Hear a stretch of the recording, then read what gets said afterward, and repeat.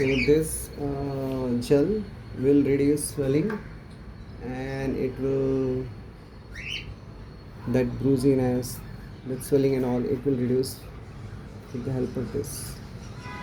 You have to rub it gently on the thighs. Yeah.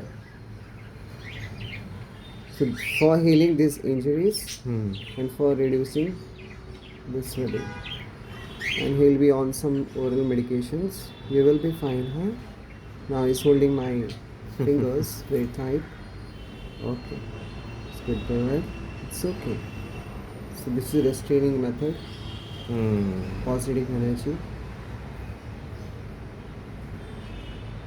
You can hold him like this. Still, he is gonna allow you because he knows I'm helping you.